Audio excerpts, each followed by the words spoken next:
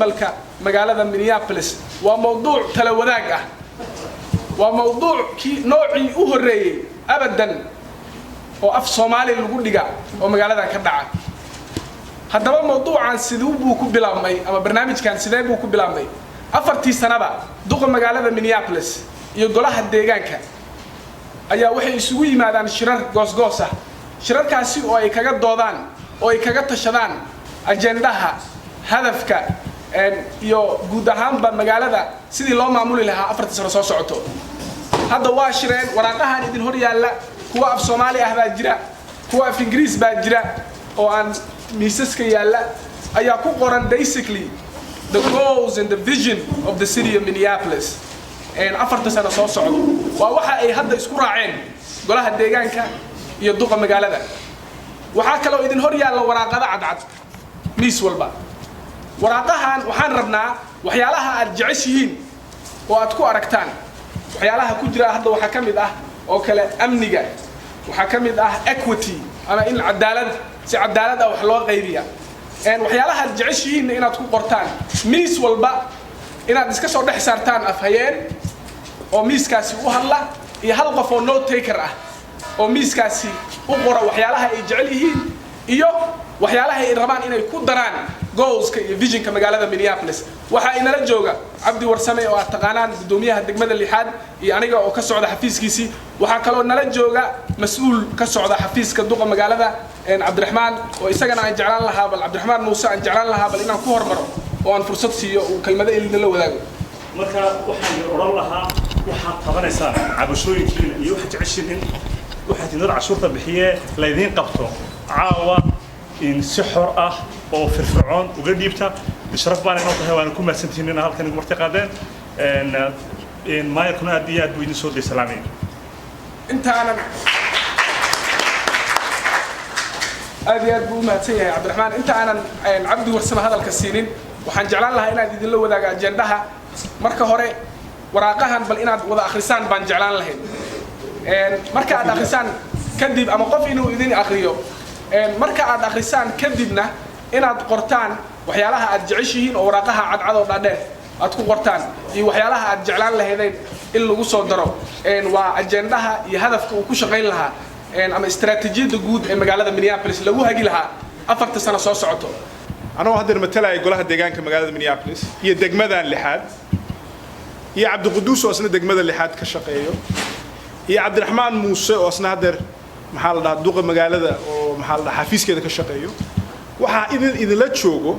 dadka taladu ka go'do magaalada Minneapolis waa markii ugu horeysay ee af Soomaali lagu qoro aragtida laga qabo magaalada iyo mustaqbalka afarta sano soo socoto taas waxa keentay culayskii doorashadiini ay xambaarsan annaguna maanta inta waxaan u nimid inaan fikirkiina aan qaado waan ogahay intiinaan ma matashiin degmada lixaad iyo dadka degmada lixaad degan laakiin waxaa nala joogo hooyooyinkeen adeeradeen aabbayaasheen ilmaheeni walaalaheen marka waxaa tihiin cross section baa tihiin dadka xaafadaan degan maxaa idinka rabnaa marka waxaa idinka rabnaa idinka maxaa ka rabtiin magaalada Minneapolis waxaan ogahay degmadayda inay ku yar yihiin guryaha families affordable family housing dhibaatay nagu tahay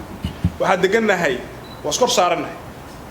waxaan degannahay guryo laba qol saddex qol hal qol shan ku joognaa 10 baa ku joognaa marka annaka baahidana hayso waa guryaha 23 wiil oo Soomaaliya lagu dilay magaalada Minneapolis afar kaliya ayaa maxkamad la geeyay afar kaliya ayaa lagu xukumay dambi 19 qofna ma loo qabo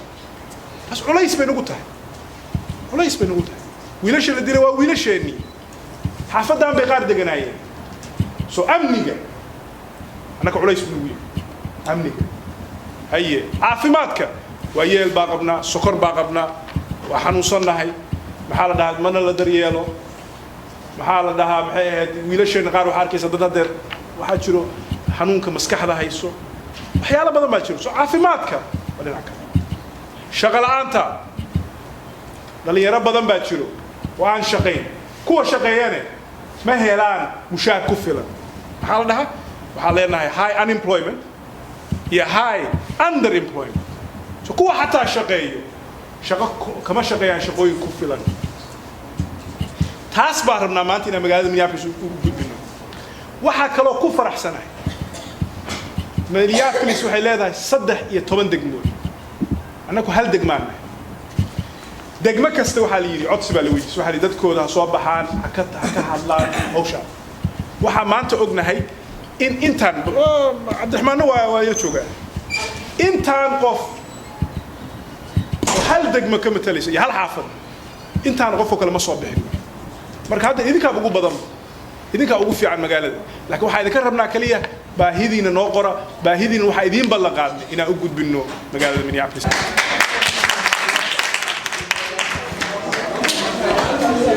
magacayga waxa la yiraahdaa Cabdi Ali Maxamed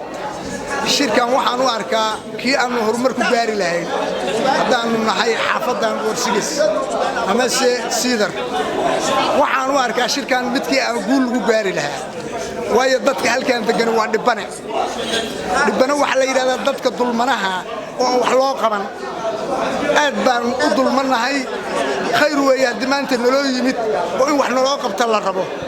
waana sheeganaynaa wax la wixii dib nagu ahaa nabadgelyada kamida waxa kamida baabul hawsinadii oo guriyihii aadna loo kugu dhibay oo la yiraahdo 3 bilood hadaad ilmahaaga iyo jakaaka ku maqanta lacagti bixi awalna ay ahayd qofkii inkama haduusan lahayn in gurigan ba u jeedaa laga farageliyo laga daayo marka aad baan ugu dhibanayn khayr weeye hadii naloo yimid waana ku soo dhaweynaynaa madaxda sharafta leh inta maamulka haysa magacayga waxaa la yiraahdaa Cabdirasaaq Cali Boos waxaan ahay dadweynaha Soomaaliyeed ee ku dhaqan gobolka Minnesota khaasatan magaalada Minneapolis maanta waxaan ka qayb galay shir muhiim ah oo abid aan hore loo qaban noociisa kale shirkaas oo laga hadlayay ay ka talinta iyo mustaqbalka magaalada Minneapolis iyo waxyaabaha baahiyaha dadku u baahan yihiin iyo waxyaabaha isbedel lagu sameeyo shirkaas oo markii ugu horeysay oo afka Soomaaliga lagu qabto ilaahay mahad ka gaartay waxaana suuro galiyay markii ay wiil Soomaali aanu dooranay in uu matalo Soomaalidii shirna u qabto oo aanu waxa baahida aan u baahanay aanu ka geysano marka shirkaas waa faa'iidooyinkii doorashada taariikhiga laga dhaxlay marka aad baan ugu mahadsan yihiin Cabdi Warsame iyo Cabdi Quduus oo ka socda xafiiska City Councilka xaafad degmada lixaad iyo waliba Cabdiraxmaan Muuse oo ka socda xafiiska maayarka Minneapolis wana mahadsantii salaamu calaykum السلام عليكم magacaygu Cabdiraxmaan Muuse waxaan ka socdaa xafiiska maayarka Minneapolis halkan waxaan u imidnaa in dheeyo dadweynaha degan waaxda lixaad ee xaafadan inaynu ogaano tabashooyinkooda cabashooyinkooda iyo waxa ay jecel yihiin inay qorshayaasha afar sanadeedka ah ee city-gu imika ay isku dubarridayso inaan ogaano waxa ay jecel yihiin in magaalada u qabato marka waan ku faraxsanahay halkan joogo waan ku faraxsanahay in arko dad aad u firfircoon oo danahoodii sheeganaya af Soomaaliland lam taqaana ku cilbaxayo afkoodii hooyo ku sheeganaya cabashooyinkooda iyo waxyaalaha ay jecel yihiin in magaaladu u qabato oo tumaasantayna inaad nagu marti qaadeen goobtan magacayga waxaa la yiraahdaa Siyaad Cali waxaan ka mid ahay dadka ku nool xaafadda lixaad ee magaalada Minneapolis maanta fursad qaali weeye in maanta waxna laga weydiiyo rayiga Minneapolis iyo mustaqbalka Minneapolis sida uu noqon doono waanu ku faraxsanahay inaanu taladaas bixino oo ururino halkan waxaan u joognaa inaanu ururino rayiga si marka waxyaabaha aan damacsanahay inay Minneapolis fuliso aan u gudbino Abdulaziz I'm the part of the young achievers and there's something that we need, you know, like we need more influence guest speeches to the young achievers. We need more soccer field to practice. Like every day we have some fields, but we do not get like, you know, in the field like we have to pay money. So we need free fields that we cannot pay money. We also need scholarships that like for the schools. We cannot pay, you know, enough money for in our colleges. And then we also need safety, peace, and violence prevention. We also need computers that in our house. Like some of the kids, they don't have a computer in our house, so they need to like do on their homework and stuff like that. and also transportation for the schools. Because like we wake up early in the morning, we need to take the train, and then it's a long process. So we also need the healthcare. We also need a parent involvement in a youth program. magacayga waxaa la yiraahdaa Warsame Muumin Cumar waxaan deganahay xaafadda lixaad guriga 630 waxaan aad u soo dhaweynaynaa oo si hambalyo leh madaxda go'aanka warqadaha naloo keenay iyo la tashiga nala tashaday iyo waxaanu jecelahay nala weydiiyay waa ku faraxsanahay waxaana ku soo qornay warqadaha aan soo qornay baanu ku soo qornay Maxamed Maxamed Ahmed waxaan deganahay guriyaha Ambabla House ka Seedar 1627 7 or 2 waxaan aad ugu faraxsanahay shirka naloo qabtay galabta oo waxa ku qoran waraaqaha naloo keenay shirka ay dawladda hoose ay qabatay oo go'aanka ay gaadheen waa ku raacsanahay waxaan joogay 8 sano baan joogay wadankan hadee baa xugmahayo North America magaaladan Minnesota waa markii ugu horeysay oo aan arko hadee baa xugma shir noocana oo aan nala ka qayb geliyo oo hadee baa xugma anagoo kamid ah yaani dadweynaha degan magaaladan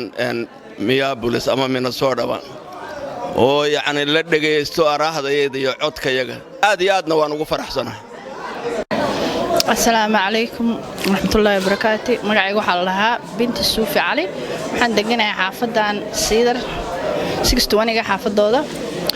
marka shirkan maanta wallahi shir fiican buu ahaa si fiican buu dhacay xaafadii oo dhan baa isku soo baxday waa la isku wada imaaday dhalinyaro hooyo aabe kulli qofna kama maqnayn